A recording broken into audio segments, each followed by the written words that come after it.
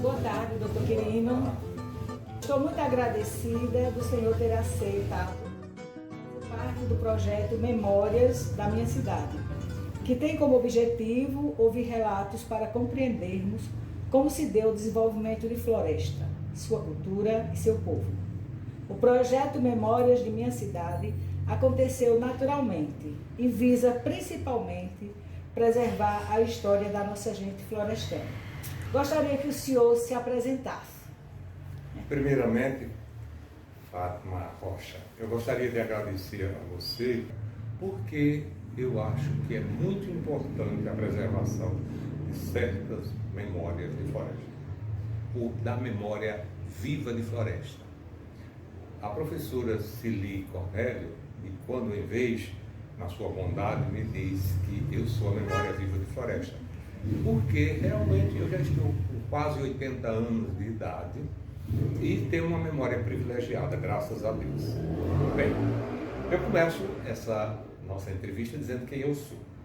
Quirino de Souza Neto, sou bacharel em Direito, tenho um curso de licenciatura em História. Eu fiz Direito no Rio de Janeiro, fiz licenciatura em Arco Verde, mais recentemente. Meus pais, José de Dei, que era José de Dei. Dei vem do latim, significa Deus.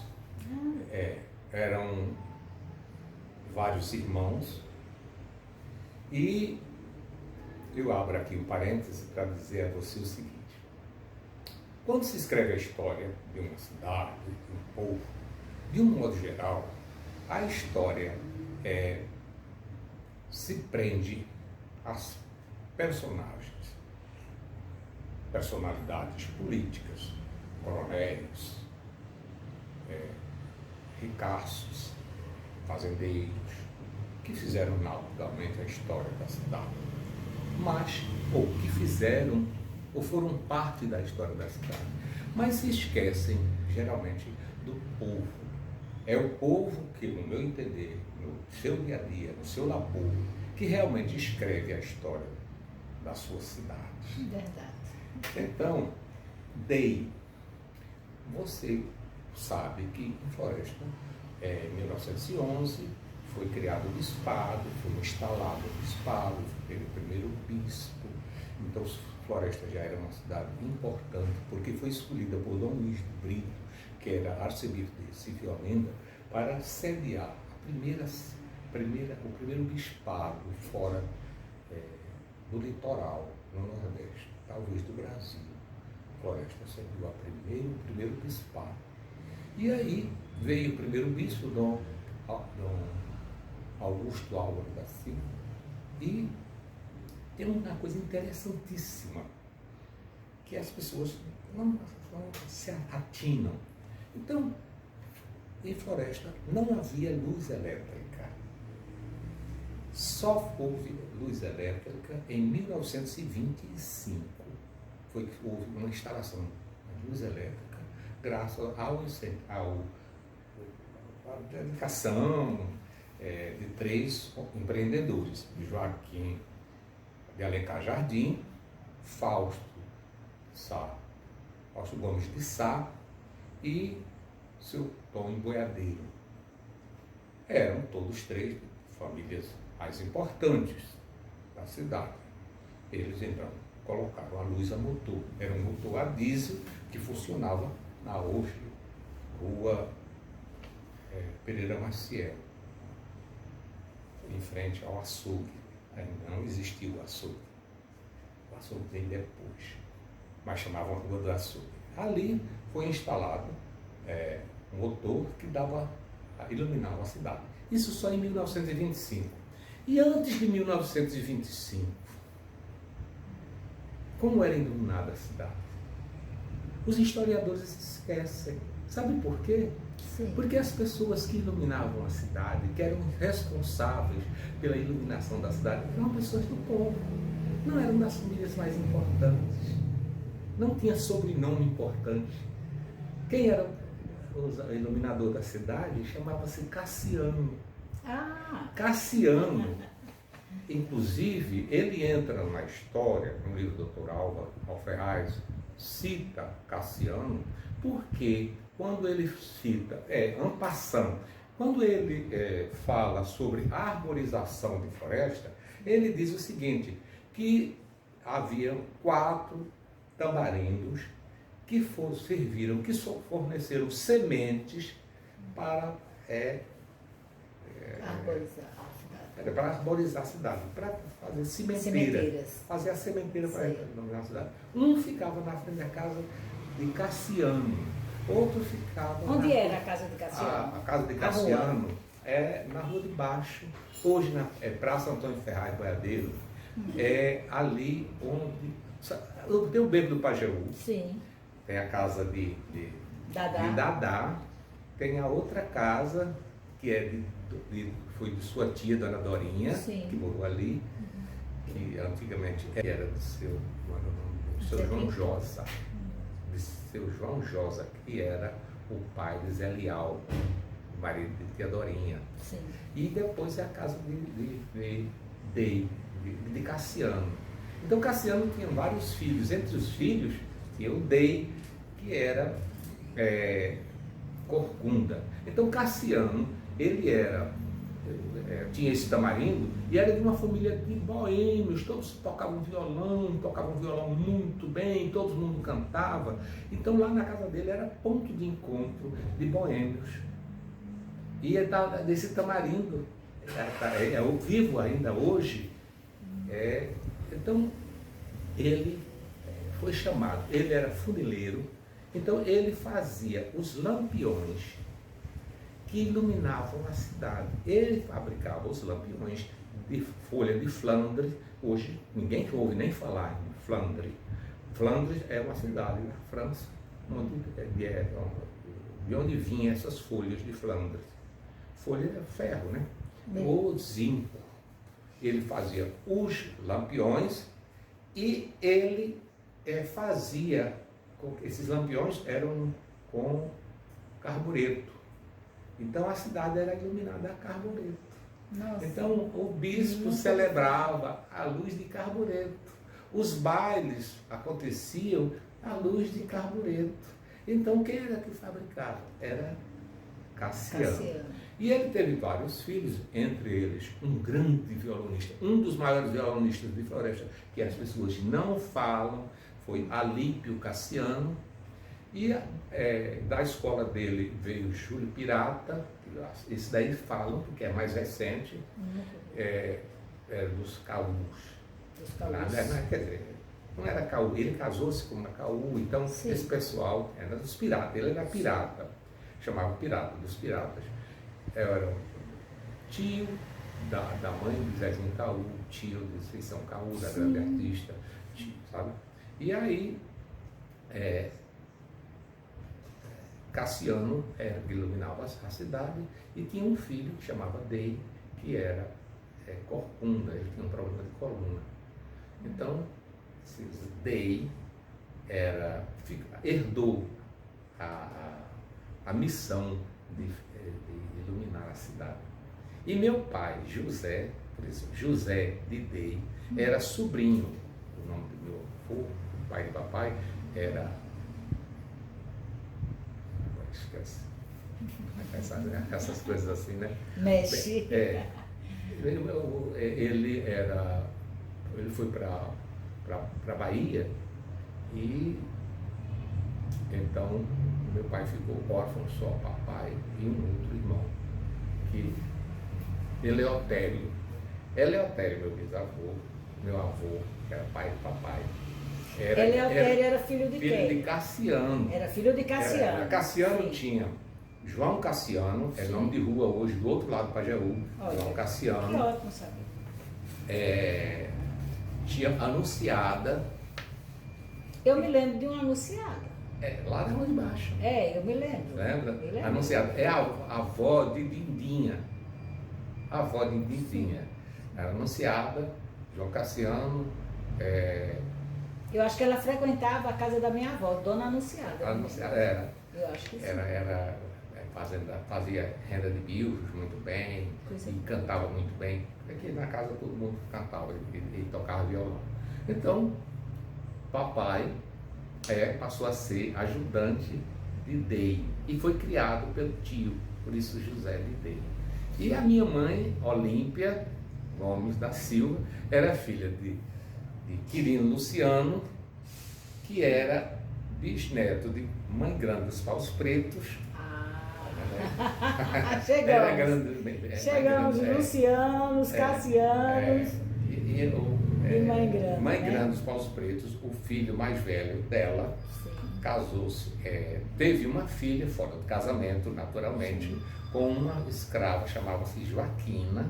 E quando nasceu, como era a primeira neta, ela tomou como filha e ela doou terras na fazenda Paus Pretos, Mãe Grande, educou, ensinou a ler, que era uma coisa rara. Todos os filhos de Joaquina, todos eles aprenderam a ler. Meu avô lia muito bem, tornou-se um homem de negócio, pai Quirino, então depois colocou comércio aqui em Floresta. Antes disso ele foi vendedor por Correios, foi Correios, quando os Correios não havia carros, ele era a pé no nome de burro, ia buscar em Petrolândia, Jatobá, a época era Jatobá, não era Petrolândia, em Jatobá, o nome da cidade, porque Jatobá teve vários nomes, Petrolândia não teve nada não, Itapari, Jatobá, Itaparica, depois Petrolândia. E aí ele, comerciante, foi um dos primeiros construtores de casa aqui nesta rua, 15 de novembro, na rua 15 de novembro. Em 1907 ele construiu a casa aí, morava em Paus Pretos, na fazenda Paus Pretos, mas tinha uma casa aqui. Vou abrir um parênteses para uma observação. Floresta cresceu lá, ali o núcleo, o centro histórico de Floresta é aqui, a Igrejinha do Rosário, naquela rua que você mora, mas só morava na cidade. Quem morava na cidade eram as pessoas de serviços e tal. As pessoas ilustres, as pessoas bacanas, como se diz hoje, moravam na fazenda. Mas tinham o seu casarão, a sua casa aqui na cidade. E agora é o inverso, o senhor percebe que é o inverso? Agora as pessoas migram para as fazendas, né? Pois eles moravam na fazenda e quando era na festa do padroeiro e na festa do Coração de Jesus, que era no mês de julho, passavam o mês todinho, no mês de julho, e no mês de dezembro todinho. Então eles vinham com gado, com empregados, com escravos, para vir para participar dessas grandes festas. E voltavam e deixavam as suas casas fechadas. Então meu avô também teve essa época. Ele vinha para a cidade, mas para passar as festas. Vinha com vovó, trazia animais, trazia vacas para tirar leite e tal. E era aqui na rua 15, não, era um terreno imenso, ele tinha aqui. Tanto que depois da casa dele, ele foi construído várias. Então veja só, os Cassianos, pelo lado de meu pai, Zé Lidei, eram pessoas super talentosas. Todos eles eram artistas. Aqui, infelizmente, acabaram, vou dizer onde foi, vai dar o nome aos bois. Quando Aldomar Ferraz foi prefeito do município, resolveu tirar as bicas que as pessoas tomavam banho. Eu adoro. Então, aquelas bicas, era obrigado a tirar das bicas e trazer para baixo, né? Para pertinho da escoar, né? As águas de chuva. Então, as bicas eram umas obras de arte. Desenhadas, eu já vi. Desenhadas, eram animais. Boleadas, né? No alumínio. Era no flandre, aliás, flandre, eu me lembro. Eu acho que ainda tem algumas assim. Algumas poucas. Há pouco tempo eu tive a preocupação de ir. Eu vou observar. Rosáceas, mas o que eu mais queria era ver carrancas feitas pelos Cassianos. Nossa! Eram carrancas. E aí, não era um bicho específico. Sim. Era aquelas carrancas. Era carranca uma coisa assustadora, né? A boca aberta, sim, onde a água saía. Quer dizer, na boca da bica havia essa carranca feita de... Era uma coisa linda. Mas isso era bica? Era a carranca também? Olha, vinha a tubulação, tá? E na boca, no final da tubulação, eles desenhavam, criavam, eles criavam, era solda, moldavam uma carranca. Era um bicho. Não existe mais. Não existe, você não vê mais, não vê. Agora, tem algumas pessoas que foram contra essa decisão do prefeito, que não tiraram. Sim. Aí tem, na Rua Grande, eu já fotografei, tem algumas poucas. Agora, se você observar direitinho, vamos dar nome aos bois. O pessoal que era, digamos assim, mais ferrenho contra a política, não tiravam. Na casa do Novaes, por exemplo. Ficou. Pode ficar. Ai, que ótimo. Né? Que ótimo. Ficou até como referência. Ai, porque ele tem a bica. Eu vou fotografar. E tem a bica e tem umas rosáceas. É uma coisa interessantíssima. E é um flandre tão bom que não enferruja. Minha gente. Olha, no final, que interessante, que chamavam Rua do Comércio, não tinha. Pois é centenário, né? Essas bicas são centenárias, muito mais, né? Olha o tempo e não enferrujar. O material era esse. Era falando. Só que era um flandre muito bom, importado. É diferente, né? Então, a minha mãe,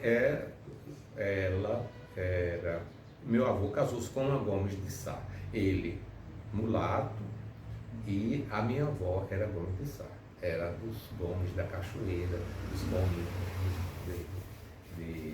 dos algodões. Aí tem uns parentescos, alguns parentes distantes, mas de muita consideração, porque vovó era prima legítima, tinha Angelquinha. Angelquinha é a avó de Bebete. Ah, sim. Sabe? Sei. Bebete, tem Angelquinha e o pessoal dos cotas, era dos algodões, o pessoal, o povo dos algodões, ela era Gomes de Sá. Então minha mãe meu avô teve o maior cuidado em dar a educação, mamãe pertenceu à escola, mamãe fazia cálculos extraordinários, a gente fazendo um curso ginasial e mamãe tomava lição da gente. Só tinha um curso primário, o primeiro ano, digamos assim. Ela foi professora foi aluna de Dona Amália Barbosa. Dona Amália Barbosa era filha do coronel Cazé, formada no Recife, e a casa dela onde hoje aí a casa de Adelina, Sei. Era ali onde funcionou o Padre Cláudio inicial. Primeiro foi a escola dela, né? E depois, mais tarde, terminou. Quer dizer que escola. antes do Padre Cláudio, Ali funcionou a escola de Dona Amália Barbosa. Dona Amália Barbosa. A Dona Amália Barbosa, que era filha do Coronel Casé. E foi professora formada e tal. Então ela tem escola e mamãe e as irmãs estudaram lá. Então, mamãe tinha uma formação extraordinária. E era ótima costureira. Das poucas mulheres que costuravam paletós de homens, e muita gente aqui eram fregueses dela. Então nós fomos 11 irmãos, 6 surdo-mudos, e nós herdamos muito do talento, do pendor artístico dos Cassianos e também de minha mãe, que era muito habilidosa mesmo. Muito bem. Agora a gente compreende essa mistura de Luciano, Cassiano e Mãe Grande, né? Olha que herança maravilhosa. Bom, a gente falou ainda há pouco sobre um prédio, né, daqui da rua, que antes, eu nem sabia que antes era a escola da professora Amália Sim, Barbosa. E depois, posteriormente, foi a escola Padre Cláudio. Agora, eu queria, porque em alguns registros fotográficos de antigamente, colocava o nome da rua na foto. E o nome dessa rua aqui era Praça Dom Luiz de Brito, que hoje é a Praça Major João Novaes. Doutor Quirino, o senhor acompanhou essa mudança de nome nessa rua, ou não se lembra, ou não foi do seu tempo? Quando houve a mudança do nome da rua, eu já nem morava aqui, eu estava morando no Rio de Janeiro. Mas eu sei todo direitinho. Dom Luiz de Brito foi uma homenagem muito bonita que se prestou a um benfeitor de Floresta. Ele era o arcebispo de Recife e Olinda, e praticamente ele tinha jurisdição em todo o estado de Pernambuco. E ele não tinha como se locomover. E ele aventou a possibilidade de se criar uma outra diocese para dividir. E aí ele nomeou uma comissão que saiu. Veja só a importância de Floresta. Ele saiu, essa comissão, visitando as cidades do interior para ver qual era a cidade que tinha nível, que tinha infraestrutura e nível intelectual, nível cultural, para ser sede de uma diocese. E eles escolheram Floresta. Agora, veja só, em 1907, o ano em que minha mãe nasceu, Floresta já tinha 2 bandas de música. Nossa, que maravilha. Era uma cidade de gente avançada, de gente intelectualmente preparada. Então, foi criada. Sempre foi, né, querida? A gente vê que Floresta tem essa linhagem, né? De intelectualidade, de avanço. Por mais que ainda não seja uma cidade de um crescimento econômico, como a Serra Talhada, que eu acho, claro, mas as pessoas daqui não desapontam. É incrível, é incrível. Pois é. E aí, mais tarde, foi colocado o nome dessa praça de Dom Luiz de Brito. Agora, eu falei agora há pouco. Em 1907, meu avô construiu uma casa aqui nessa rua, lá na frente. Mas as casas que antes existiam aqui em 1907 eram muito poucas.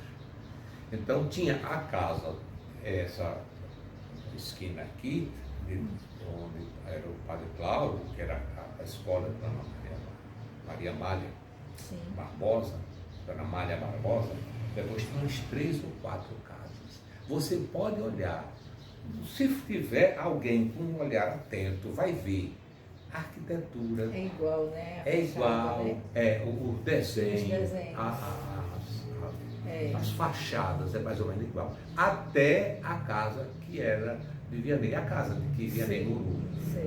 Você pode observar. Aí tem aquele terreno imenso e depois vinha, chamavam na época a Rua dos Novais. Aí você pode observar de um lado e de outro do Padre Val, do batalhão, são dois chalés idênticos, absolutamente idênticos. Então foram construídos esses.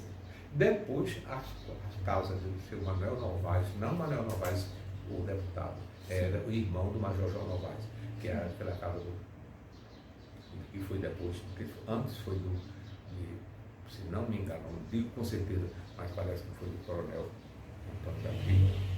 E depois vem a casa de Manuel Novaes, que tem irmão de Tocão, Novaes, Novaes gostava muito do nome Manuel. E depois vem a casa que hoje é de Tony Novaes, de Gracinha Novaes. Observe bem, só a casa de Wanda Novaes atualmente é que muda. Sofreu uma alteração na fachada. Eles modelaram, que inclusive isso daí foi uma coisa na década de 50 que fizeram aquela modificação de cima do Carlos. Mas antes era igualzinho a casa. Era igual. Eu tenho uma fotografia aqui. E depois. Pode colocar. E ali havia também tamarindos. Havia tamarindos que desciam até a esquina da casa de Dona Maria Cotinha, que virou nome, era professora aqui, e virou nome de escola lá em Itacuruba, que ela era da família Menezes de Itacuruba. Dona Maria Cotinha. Hoje é EREM, a escola de referência. De referência, né? Maria Menezes.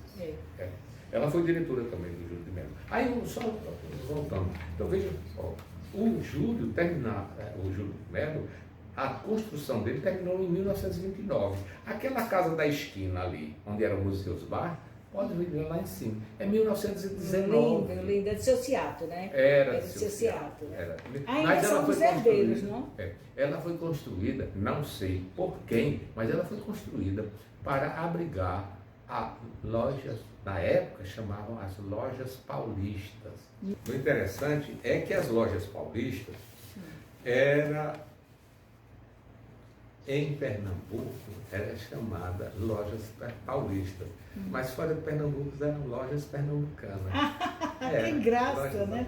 Que inverso, né? Era. Paulistas. Mas aqui eram paulistas, lojas paulistas. Por quê? Porque era dos Lund e é lá da cidade paulista, lá perto do Recife, hoje faz parte Pois bem. da Grande Recife. Então, está evidente, né, que o senhor aqui nessa rua é rodeado desses prédios todos cheios de histórias, né?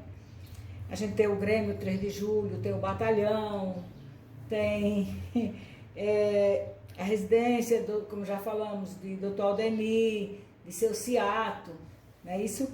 Mas também aqui nessa rua já teve delegacia, que eu me lembro, e Correios. Eu queria que o senhor, assim, dissesse quais são os acontecimentos importantes que o senhor memorizou, que vivenciou aqui nessa rua, desses prédios, dessa localidade. Como era essa rua? Como é que se dava a rotina dessa rua? Porque o senhor cresceu, nasceu praticamente e cresceu nessa rua até hoje, graças a Deus, que é uma rua linda, né? Casario belíssimo, uma arquitetura linda. Como foi essa vivência? Olha, menino, e é um costume que faz parte da cultura do povo de Floresta, de citar, assim, na casa de fulano, mesmo que a pessoa já tenha morrido, né? Diz na casa de fulano. Quando eu nasci, quer dizer, quando eu tomei conhecimento da vida, 6, 7 anos de idade, a Floresta já tinha o Grêmio 3 de Julho, mas a minha mãe, a minha avó, não chamavam Grêmio 3 de Julho, chamavam a Dramática, lá no prédio da Dramática. Você já ouviu falar? Já, mas assim, estou um pouco esquecida. Olha, a Dramática, aquele prédio, era onde funcionava, era equipado, era todo equipado, o prédio era todo equipado para funcionar tramas.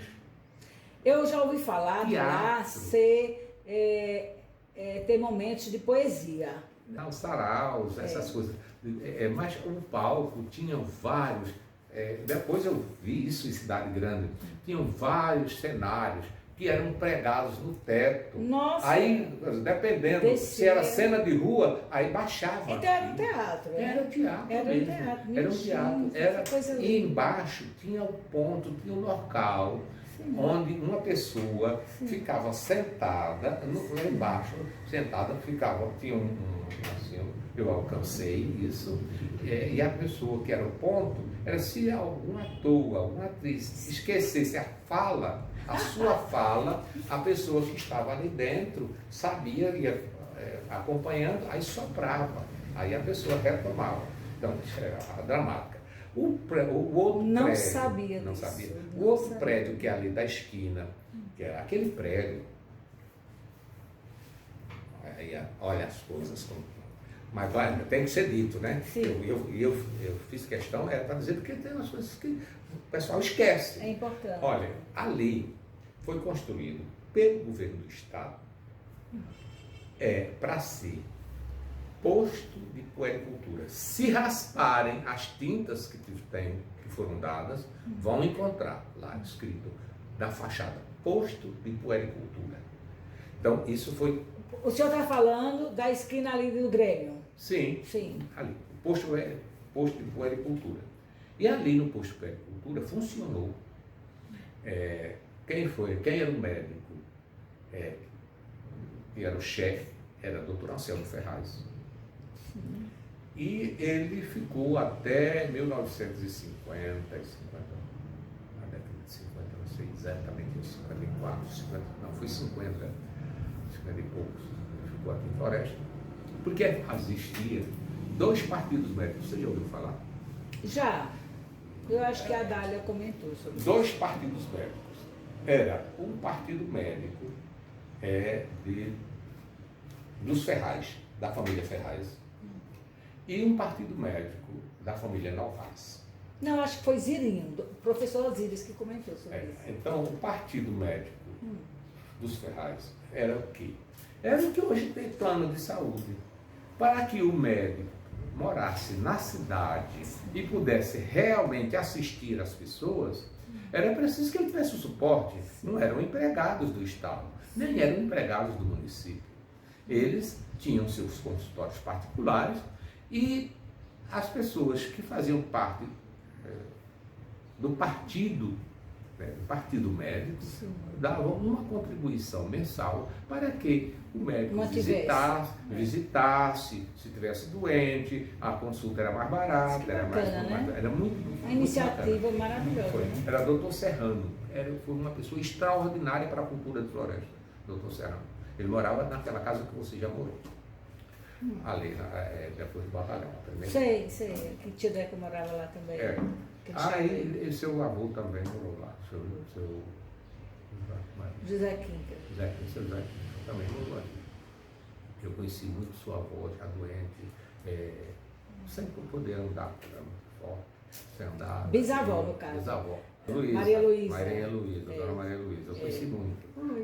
Nas brincadeiras da rua, porque eu brincava também muito com seus parentes, seus primos, que moravam lá, logo depois Luizinho, Tadeu, que era mais ou menos da mesma idade. Zé Cleófas. Não, Zé Cleófas era mais novo, não era da minha idade, da minha época. Então, aquele posto foi construído pelo Estado e quem veio para chefiar era um artesão extraordinário, era português, chamava-se Seu Marcelino. Ele morava ali pertinho da casa de Zezinho Caú, da casa dele. Ele morava ali. Era casado com Dona Antonieta e tinha um filho que foi meu colega, chamava-se Adilson, estudávamos aqui no Júlio de Melo.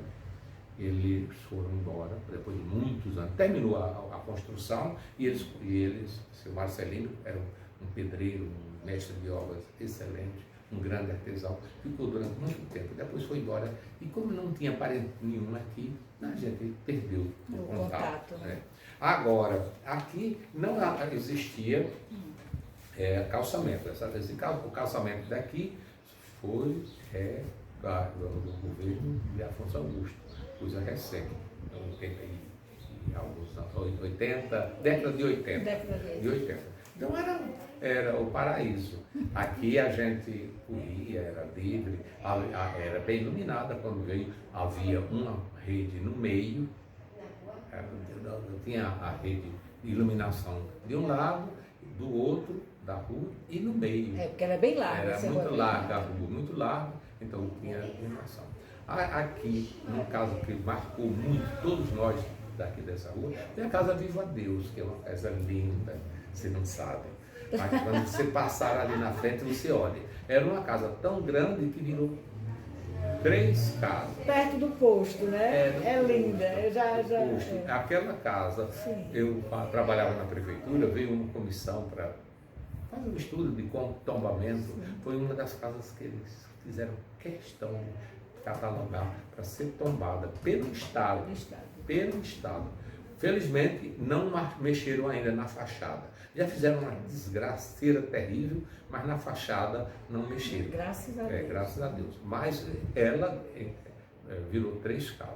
Né? Eu acho que está na hora de Floresta acordar para pedir o tombamento. Tombamento mesmo, de tudo, porque a gente não pode perder. Não, veja só. Em 1954, final de 54, quando Antônio Novaes criou o ginásio Padre Cláudio, que inicialmente as pessoas dizem que o ginásio Padre Cláudio não era ginásio Padre Cláudio.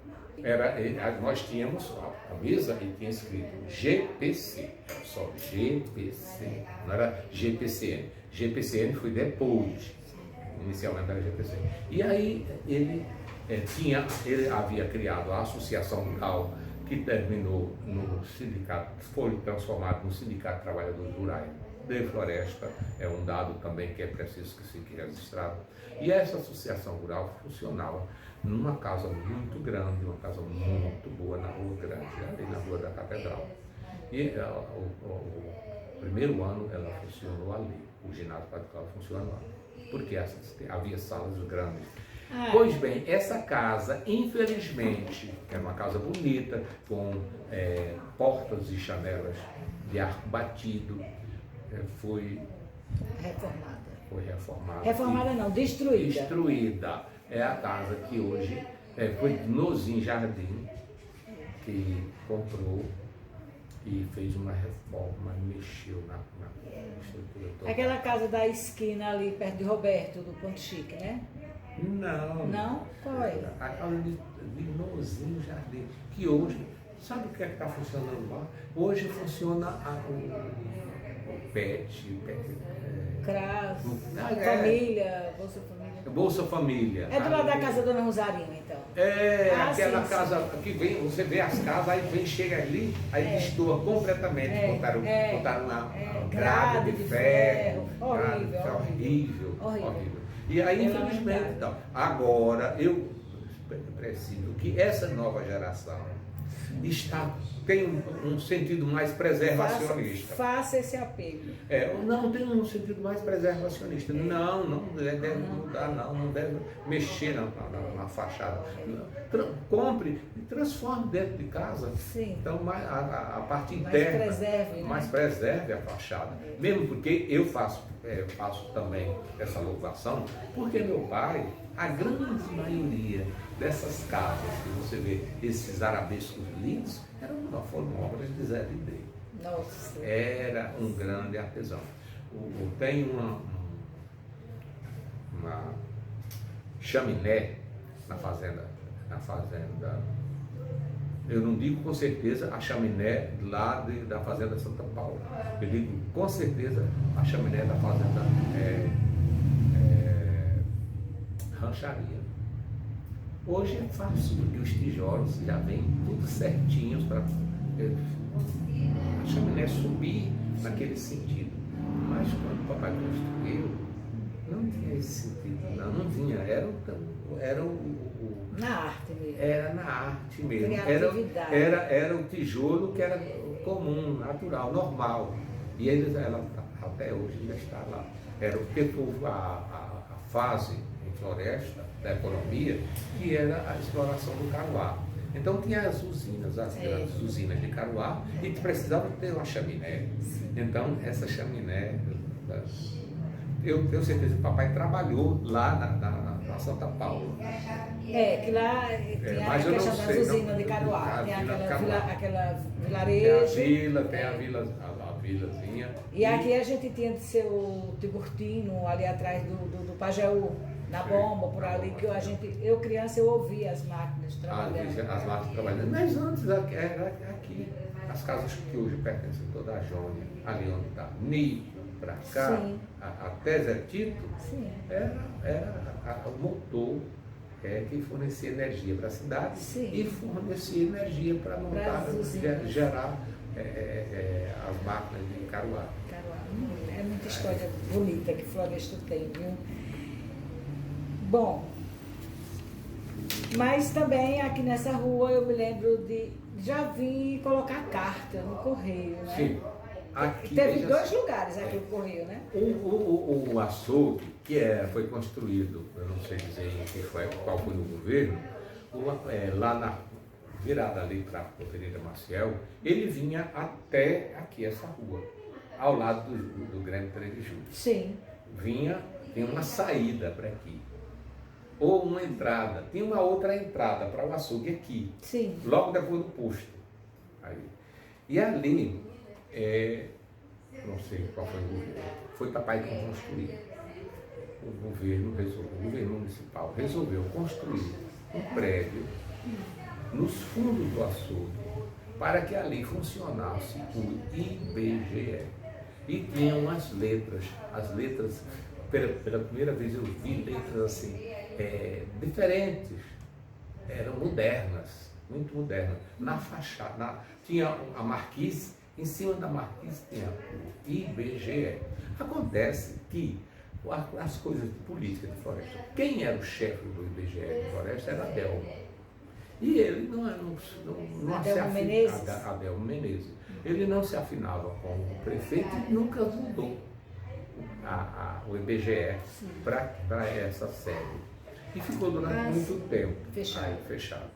Depois, aí veio os Correios. A gente precisa harmonizar mais essas coisas, né? Para a gente crescer, né? Exato. Aí veio funcionar os Correios. Aí quando veio funcionar os Correios, teve que tirar as letras IBGE. Tiveram uma pena que eu me lembro do papai fazendo na minha casa, ele fazendo essas letras no cimento. Ele fez as letras, fez a forma. Eu sei que não foi uma professora que desenhou essas letras, e papai foi para casa e fez e colocou na marquise. E aí tiveram que tirar essas marcas. E aí posteriormente veio os Correios ali. Mas os Correios funcionou ali e depois funcionou aqui, na frente da minha casa. Eu me lembro nos dois locais, que eu já coloquei carta. Olha a carta, porque antiga era muito gostoso isso, escrever, né? Receber carta, postar. Era bom demais. Eu tenho muita saudade do carteiro, né? Porque a gente fica na expectativa, principalmente no Natal, receber cartão no Natal. Meu Deus, esse negócio de internet eu sei que é bom, mas que dá uma saudade receber. Porque hoje essa coisa assim. Não, depois era um exercício de você escrever, de ler. Não, e especificamente para aquela pessoa. Eu não gosto de ficar compartilhando uma figurinha igual para todo mundo, o desejo igual para todo mundo. Gente, tem aquela coisa pessoal de cada um, né? E isso me faz muita falta, a questão das cartas. E eu me lembro quando era criança que eu vinha colocar a carta aqui perto do Júlio de Melo e também perto do Grêmio. Né? Então foram esses dois lugares. Bom, doutor Quirino. Mas eu só queria fazer uma palavra. Sim.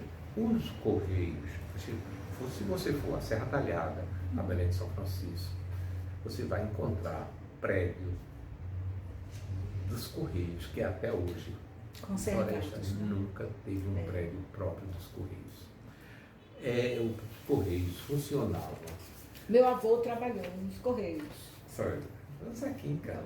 Demais, me lembro dele. Era funcional. É na casa que hoje é a casa que Bibi morou, não sei se ele ainda mora ali. Não sei se Bibi ainda mora. Era a casa de Dona Dondon, era a casa da Lapinha. Sim. E ao lado da casa da Lapinha era uma casa estreitinha, com 2 portas só. E era seu Kepler, Lafayette, que era o chefe dos Correios, sabe? Sim. Então, durante muitos Quer dizer, anos. seu Kepler também era do Correio, né? Hein? Seu Kepler. Kepler era. Era dos Correios. Era, também, seu né? Kepler era do Correio. Até se criou, até hoje, de vez em quando eu brinco, porque enchente do Pajeú, o primeiro anúncio era seu Kepler que dava. Porque ele Ficava próximo, né? Não, é porque ele, lá nos Correios, ele falava com Serra Talhada. Aí se Serra Talhada estava cheio, aí ele dizia assim, olha, vem muita água, vem muita água. E ele, seu Kepler, era uma figura que fazia parte da paisagem humana de Floresta. Ele era sido frequentador da esquina, a esquina da farmácia dos pobres, que era o centro irradiador de todas as novidades da cidade, era a esquina da farmácia dos pobres, seu Arlindo. Então, os intelectuais, os políticos, não importa de que se encontrava ali para trocar ideias, para discutir. Os intelectuais. Eram os intelectuais. Maravilha. E os intelectuais e nem tantos, né? Sim. Mas as pessoas que estavam atualizadas com as coisas do mundo, porque também até o rádio aqui pegava, mas era com muita dificuldade. Então as pessoas que tinham rádio em casa, que eu escutava no tarde da noite, aí vinha de manhã cedo ou na parte da tarde trazer notícias aí na farmácia dos pobres. E seu Arlindo era um concatenado. Era quem concatenava essas conversações. Sim. Então era doutor Serrano, artista frequentador, Deusdedito de Cornélio, seu Apolônio Ferraz, que o seu Apolônio Ferraz tem um detalhe, a filha dele casou-se com o primeiro locutor de Floresta, da Rádio Difusora de Floresta. Rádio Difusora de Floresta. Não era o Centro Cultural Social Floresta, não. Era a Rádio Difusora de Floresta, chamava-se Romildo. Ele já faleceu, e a mulher dele era Dalgisa. Era filha de seu Apolônio Ferraz, que é desses Ferraz, de João Mariquinha, sim. De Zé Leal, tia Dorinha, seu Hermínio Ferraz, desse ramo desses Ferraz aí, seu Apolônio Ferraz, que não, ele era Ferraz, mas não era da ala política de Ferraz, ele sempre foi da ala política de Novaes. Um detalhe para você também. Tem uma coisa interessante nisso, que tem esses Ferraz ligados a Novaes, tem os Novaes ligados a Ferraz. Assim, a gente fica às vezes, meu Deus, como é isso? Fica sem entender, que principalmente as pessoas de fora, né? Vou contar uma história também para você, talvez você não saiba. Antes do Grêmio como sociedade, e muito antes da Difusora, porque o Grêmio é bem mais antigo, havia 2 grandes blocos, aí eu vou fazer uma parte para 2 grandes blocos. Você sabe que Floresta sempre foi super preconceituosa, né? Era preconceituoso, preconceito de cor, preconceito de, até hoje de ainda classe se esbarra social, com esse tipo. De classe social. E aí tinha 2 blocos carnavalescos, os valentinos, estou certo, já vou falar, os valentinos, que eram dos Novaes, e os Meu Bem é Você, que era dos Ferraz. Achei lindo esse nome, Meu Bem é Você. E o Estrelinha, que era dos Gomes de Sá. Então, quem não era Ferraz, quem não era Gomes de Sá, quem não era Novaes, não tinha onde brincar, né? Eram os pobres, os Souza Silva, da vida, e aí José Lidei, com os seus primos, e Manuel José, você não conheceu o Irã, você conheceu o Irã, que era o chefe da educação física da GERE. Irã, sim. Né? Era avô de Irã. Ah, sim. Avô de Irã. Eu me lembro de Irã. Irã. Bem alto. Me lembro. Bem Parrudo, era bem bonitão. Aí eles se reuniram e criaram o primeiro Batuta. Olha, A primeira sociedade. Batuta. Era a sociedade, não era dos ricos, não era dos pobres, não era dos ricos, não era dos pobres, nem era dos pretos. Eram de todos aqueles que não tinham onde brincar. Porque brincavam brancos, que era pobre, e não participava desses outros blocos. Né? Então foi fundado esse primeiro bloco carnavalesco, isso na década de 20. Em 1949 para 50, Zé Lidei novamente junto com Joaquim Pezano. Detalhe. Quando você era estudante do curso primário aqui em Floresta, você se lembra de ter visto alguma comemoração do dia 20 de junho? Aniversário da cidade? Não me lembro não. Não se lembra, né? Não. Isso é uma coisa recente. É verdade. É recente, não é? É. Pois bem. Aí por que razão? Batuta Clube 19 de junho. Por quê? Não. Olha só. Eu não disse, eu falei agora há pouco a você, que a intelectualidade, as pessoas bem informadas se reuniam na farmácia dos pobres. Pois bem. Esse amigo de papai, que era lá da rua de baixo, era o pessoal de Rosalina Rosa. De quem? Rosalina Rosa. Rosalina Rosa, que fazia bocada, Rosalina Rosa,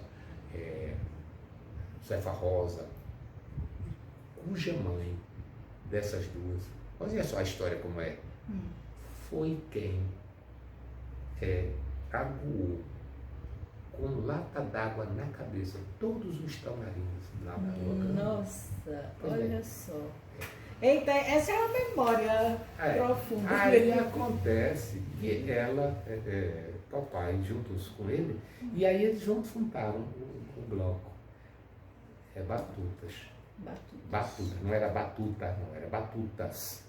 Batutas, esse primeiro bloco carnavalesco. Não era clube, era bloco carnavalesco. 19 de junho. Aí, 19 de junho. Por quê? Aí ele ouvindo, porque ele ia para ali para conversar, para ouvir o que é o pessoal. Quando saiu a notícia de que Floresta tinha sido elevada à cidade, aí dizia, foi no dia 19. Só que no dia 19 ela foi votada, o Congresso se reuniu e votou, mas não foi. A publicação foi no dia seguinte. No dia 20. No dia 20. Então a emancipação de Floresta não foi. A elevação de Floresta à categoria de cidade foi dia 20. Então, Manuel José dizia que tinha sido 19, não foi dia 20. Por isso, Batuta Clube 19 de junho. Já era uma homenagem à Floresta. A Floresta, né? Já era... Isso foi em 1949, que botaram 19 de junho. Bem, mas Manuel José foi embora, desgostoso com Floresta, porque ele era... Tem pessoas que aguentam, outras não suportam. Ele era muito especinhado, porque ele era preto, porque ele era inteligente, porque ele queria saber das coisas. Ele foi embora e nunca mais voltou. Foi para o Recife, nunca mais voltou. Aí o filho, um neto dele, terminou vindo para a Floresta, que também esteve aqui e nunca mais voltou. Casou-se com uma moça de Floresta. Ficou aqui? Não. Foi embora? Foi embora. Só veio casar? Não, Irã veio. Irã. Veio aqui, trabalhou na GERE. Na GERE. E depois arranjou a noiva, casou-se. Como a família dela não queria, porque ele era preto. Aí ele foi. Como é que você, querido, vê essa coisa do preconceito? Porque assim, a gente sabe que a gente não deve ter aquela história do mimimi, né? Mas que existe. E que as pessoas aqui em Floresta sofreram muito, porque eu já sofri e sofro ainda preconceito de cor. Sou sincera em dizer. Então, eu sei que sempre existiu. E a sua família, por exemplo, é uma família que a gente sempre teve admiração, que é até raro, no caso, assim, porque geralmente as pessoas são excluídas mesmo, assim, tipo assim, quase não são vistas. Invisível, né? Mas a sua família, graças a Deus, era elegante, era educado, era inteligente, tinha vida própria, digamos assim, e se empoderaram. Mas aqueles outros que não tiveram essa mesma sorte. Isso é sociológico. Veja só, o que é que ocorre? É que o preconceito não era só na época como hoje, não é só por uma questão de cor, é preconceito social, preconceito econômico, que fica dependendo da condição econômica, entendeu? Então, meu avô foi um sempre muito trabalhador, muito. Ele tornou-se comerciante, aí construiu uma casa muito boa, uma sala imensa, onde acontecia festas, constante festa. Porque acontece o seguinte, quando existiam os salões de floresta, o salão de Dr. Diniz, que é lá na Caixa de Boiadeiro, uma festa, porque ele convidava quem ele quisesse, a festa na casa dele. Eu acho isso muito bonito. Eu gosto dessas coisas. Eu gostaria de ser um artista que tivesse uma casa bem bonita, e o salão de Fátima Rocha, para que todos pudessem chegar, conversar, trocar ideias, cantar, recitar. Exatamente. Aqui, então existia em Floresta isso. Existia o Salão dos Pires, que o casarão caiu, derrubaram, uma lástima, que é ali onde era hoje o Recanto Bom Jesus. Sei. Havia o salão do seu Nequim, que era lá no Sobrado. Então, havia os salões de Dona Marinha Novaes, ela tinha várias moças solteiras, né? Então fazia as festas, para que até as filhas pudessem namorar, né? Sim. Normal. Tem um espaço. Antigamente tinha os assustados, né? Mas assustados vem depois. Muito depois, nos anos 70. 70. Bem, aí, veja só. Então, como a elite, chamava a elite de Floresta, tinha os salões, aqueles que não eram elite, mas tinham poder econômico, também tinham seus salões. Então, tinha o salão de João Divina, que era dos piratas. Os piratas, o pessoal dos elites, Caú, todo mundo. O salão de Quirino, o salão de Bilal. Sim. Sabe? Então, essas moças, que pertenciam a uma mesma classe social, se reuniam e diziam assim, nós vamos fazer a festa em tal lugar. Aí ia para aquela cidade, aquela casa e fazia. Então, nós, da família de Quirino, dos Luciano, nós sempre tivemos essa coisa, porque nós sempre tivemos na sociedade. Quando eu fui estudar interno, que eu estudava interno junto com os empoderados de Floresta, aí dizia assim, e como foi de sua festa? Foi ótima. Foi ótimo. Mas você é um homem muito empoderado. Por quê? Porque eles contavam do seu clube e eu contava do meu. Sim, eu acho que tem que se apropriar, exato, tem que se colocar, se respeitar, tinha exigir. O Batuta. Eu sou dessa turma aí. O Batuta. Por exemplo, no dia 19 de junho, se você olhar direitinho, no dia da semana que cai a festa do dia 19 de junho, com 15 dias, dia 3 de julho, ia cair a festa do 3 de julho. A festa do Batuta era uma prévia da moda, da cor da moda, da roupa dos rapazes, essas coisas todinhas que iria se repetir no dia 3 de julho. Porque era a senhora sociedade.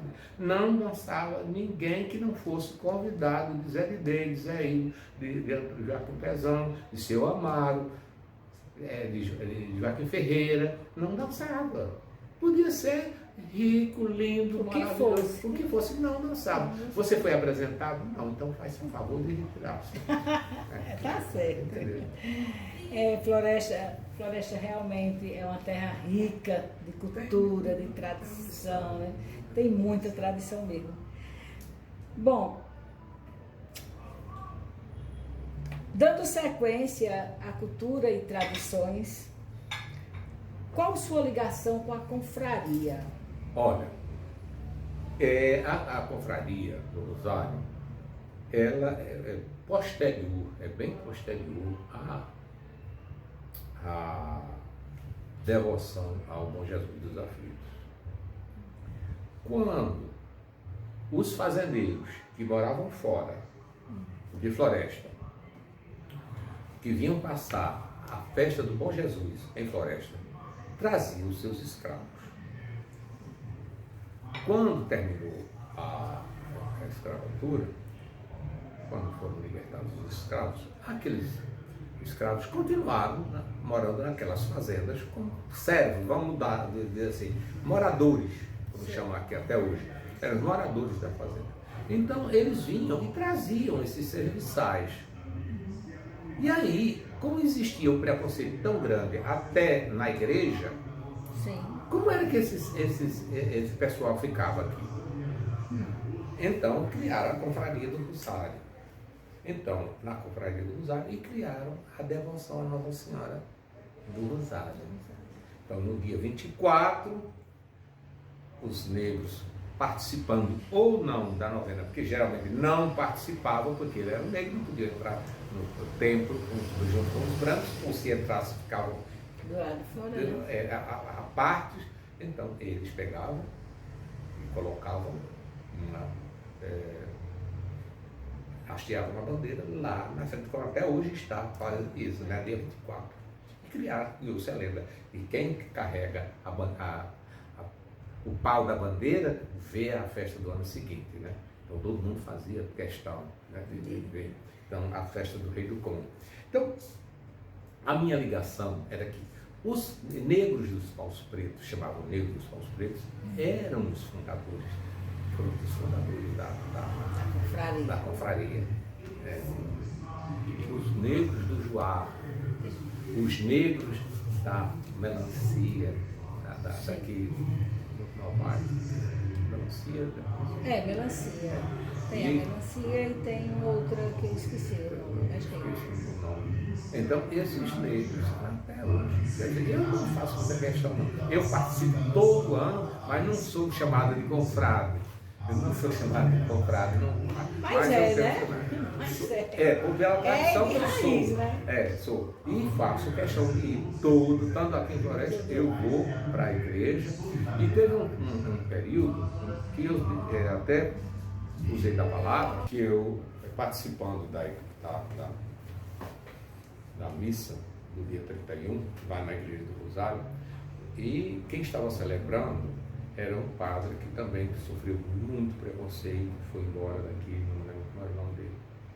Aí lá do ponto estratégico onde eu estava, eu não vi um negro. Precisam de participar mais, Exato. de estar mais presente. Aí eu fui, usei a palavra, aí eu perguntei, cadê os negros? Sim. Parece que só tem negro agora, só tem 2 negros. Sou eu e o padre que está celebrando. Porque o padre sofreu muito, ele era mulato, bem escuro. Porque, mas eu vou todos os anos, eu faço questão de ir, e digo para meus filhos foram criados também nesse sentido, as minhas netas, os netos, apostarem, porque é a tradição. É uma tradição. E depois, quando dizem, os negros dos paus pretos, meu pau, eu só era mesmo, o negro dos paus pretos. Por quê? A minha bisavó era negra africana. Minha bisavó chamava-se Joaquina. O pai do meu avô era índio, era Luciano, por isso mesmo. Mas a mãe era, a mãe dele, Severina, mãe Severina, nós não chamava, as netas não chamavam a vovó, chamava Severina Rosalina. Você sabe, preste atenção agora, o Rosalina. O Rosalina da minha trisavó, é o Rosalina de Benildes, é o Rosalina de Onildo, Sim. é o de Firmina. Preste atenção que nessa família tem muita Rosalina. Preste atenção. Então, por quê? Porque mãe grande do Valso Preto, quando a neta nasceu, uma escrava dela e o filho fez a filha, aí ela a batizou como Severina. E quando ele se casou, casou-se com Rosalina. Aí ela passou a ser Severina Rosalina. Que interessante, que nome. E ela teve que aceitar. Né? Era filha do marido, né? Então era leal. Né? Doutor Quirino, só para, como é que se diz assim, só para minha curiosidade, é uma dúvida que eu tenho, uma curiosidade, aliás, na verdade é uma curiosidade, então eu queria matar essa curiosidade de saber qual é o elo que liga a sua família, você, ao Rio de Janeiro. Porque a gente ouvia falar assim, não, é do Rio, foi para o Rio, foram para o Rio. E eu fico assim, foi para o Rio, mas morar aqui em Floresta, nascer em Floresta, o que tem a ver o Rio de Janeiro? Qual é o elo de vocês com o Rio de Janeiro? É o seguinte, meu tio, Manuel Quirino Gomes da Silva. Inicialmente o nome dele era Manuel Quirino Gomes da Silva. Manuel, tio Luca, saiu daqui de Floresta, ele foi um dos primeiros balconistas da loja paulista, aqui na esquina, que eu já falei. Sei. Meu avô era comerciante, era vendedor, comprador de gado no Piauí, e levou uma porção de irmãos para a cidade, tem uma família grande na cidade, Canto do Buriti, levados por meu avô. E aí ele tinha uma grande fazenda lá. Mas que o Luca era muito precoce, quando apareceu a Lojas Paulistas, ele entrou e foi ser vendedor. Quando as Lojas Paulistas fechou, ele foi para a Bahia, serviu o exército na Bahia. Quando ele deu baixa o exército, da polícia baiana, aí ele veio para o Recife e entrou na escola de aeronáutica. Aí na escola de aeronáutica ele foi para Guaratinguetá fazer a escola de especialista da aeronáutica. Lá houve um incidente com o comandante da polícia, da escola, e aí ele incestou o comandante, aí disseram que ele era louco porque ele fazia isso com o comandante foi fazer uma reclamação dele, ele tinha sangue muito quente, aí deu um soco no comandante e ele foi desligado do curso, colocaram num trem, ele saiu, saltou na cidade. Resultado, ele trabalhou em São Paulo, e como ele era muito ativo, ele ganhou muito dinheiro em São Paulo, mas não ficou contente, aí foi para o Rio de Janeiro. No Rio de Janeiro, aí entraram um parente seu, ele chegou lá no Rio de Janeiro, sozinho, aí soube de seu Lula. Teu Lula. Aí ele foi se apresentou a seu Lula, que era filho de Quirino e tal. Não quer, não procura um trabalho. Ele disse assim, vai procurar na Peixe. E aí ele foi trabalhar na Peixe. Que é daqui de Pesqueira, da família Brito. E aí ele se estabeleceu como grande vendedor que era. Aí desse ramo de venda, ele passou por um ramo de imóveis e casou-se no Rio. Ele já tinha sido casado aqui em Moreno, com uma filha que estudou aqui, ele mandou para estudar aqui em Floresta, Vitorinha mais velha. Aí ele começou a chamar os parentes. Foi titia que morava em São Paulo, para o Rio, e aí fomos, nós os sobrinhos fomos indo. Né? Então, está aí. Então, em 1960, eu saí daqui, tinha terminado o ginásio, Padre Cláudio, aí fui morar lá no Rio de Janeiro. Porque aí lá eu fiz o segundo grau, curso científico, lá em Nova Iguaçu, onde ele morava, e depois fiz o curso de Direito. Porque até assim, o tipo de vocês, descolado, assim, esse ar carioca dentro de Floresta, eu acho muito incrível. Eu gosto muito disso, porque também eu tenho meu elo carioca. Né? Agora, interessante, lá no Rio, eu conheci demais o seu pai, né? Demais. Ele teve uma época, eu conheci sua mãe lá. Minha mãe era muito linda, era bonita, era muito bonita.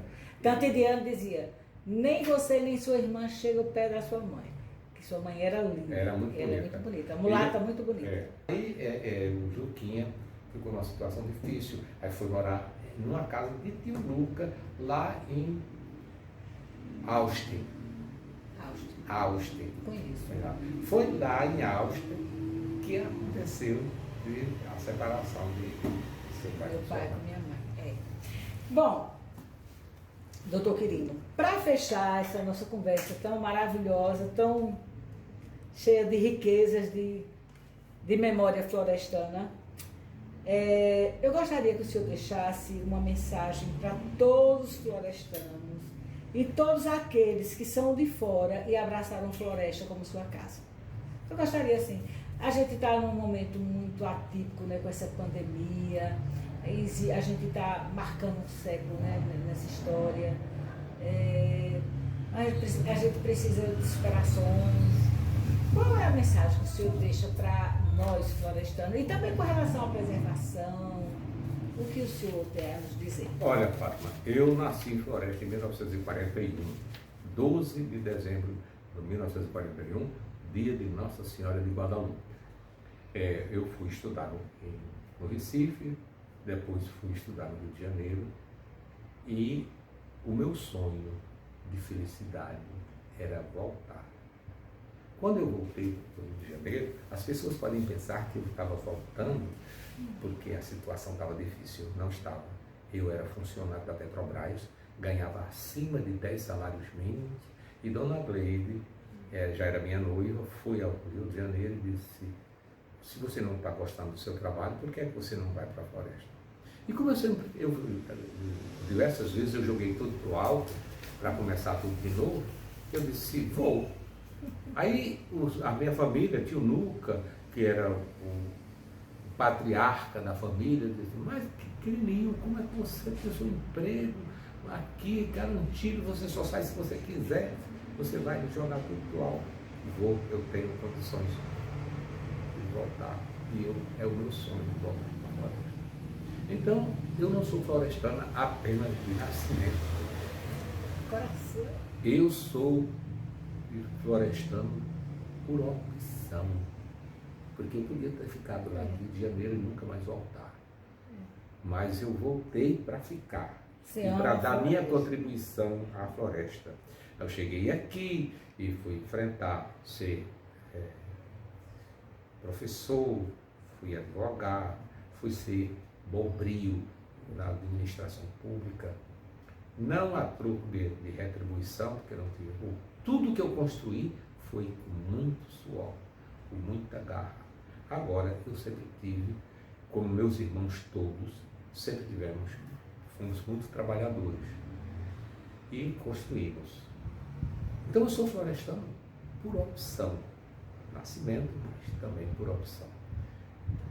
Como eu gosto tanto de floresta, eu praticamente me ofereci para fazer esse depoimento, porque eu ainda vou escrever, vou editar o meu livro com muita coisa sobre floresta. Coisas esquecidas, que muita gente se esquece, né? Ou já esqueceu, para rememorar, para ficar registrado. Por que não ficar registrado apenas aquilo que é do interesse particular de ser ou de, mas ficar registrada a história, pelo menos uma outra visão da história da nossa cidade. Então, a mensagem que eu deixo para todos os florestanos, principalmente para os mais jovens, é que amem essa terra. Porque floresta, eu vou abrir um parênteses nessa minha fala, porque teve um juiz que às vezes eu discuti com ele,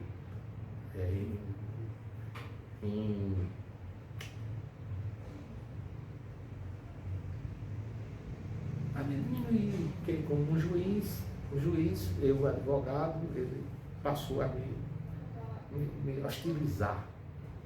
E ele foi e disse, ô cidade mal amada. E eu disse, não é uma cidade mal amada, não. E falei com um tom assim desagradável para ele, mas agradável para mim, porque era um desabafo que eu não admitia que uma pessoa de fora viesse falar de Floresta. E passados muitos anos, aí eu cheguei à conclusão que realmente Floresta é uma cidade mal amada. Mal amada por quem devia amá-la demais, especialmente os políticos, aqueles detentores do poder, para preservar o que há de mais importante, de bonito, de bom em Floresta. Mas trata de preservar aquilo que é do seu interesse, não do interesse da cidade, da nossa, né, de nossa gente, interesse geral. Então, o apelo que eu faço a todos os florestanos, principalmente dessa nova geração, é que se inteirem da história de Floresta, da grandeza de nossa gente, da grandeza do nosso povo, da capacidade que tem a nossa gente de trabalho, de criação, de empreendimento, né, para fazer essa cidade melhor. E cada dia melhor, ou melhorar, ou voltar, embora seja impossível, mas dar à Floresta o valor que ela já teve no passado e que esse valor foi se diluindo, se desgastou. foi se diluindo em todos os sentidos, no sentido social, no sentido econômico, familiar, amigos. Então eu gostaria, é a mensagem, vamos superar essa pandemia, né? Vamos superar essa pandemia com trabalho, com dedicação, sem rancores, sem ódios, humanidade, né? com mais humanidade, com religiosidade, com oração, com se dar as mãos para fazermos uma cidade melhor para todos os nossos netos. Eu tenho meus netos ainda pequenos e eu tenho certeza de que eles vão encontrar uma cidade melhor. Graças ao trabalho de pessoas como você, Fátima, que está se preocupando em resgatar a nossa história. Muito obrigado. Eu que agradeço. Por essa muito oportunidade. Feliz. Tá? Eu já havia sugerido a você chamar umas pessoas e a gente, um sarau, várias pessoas, para que a gente discutisse, já que o poder público não faz. Essa ligação importante de conectar as pessoas através da história, de dar sequência à história. Eu estou à disposição. Na hora que quiser fundar alguma coisa, pode me chamar, que eu sou uma das primeiras. Muito obrigada, foi um prazer. Uma tarde ótima.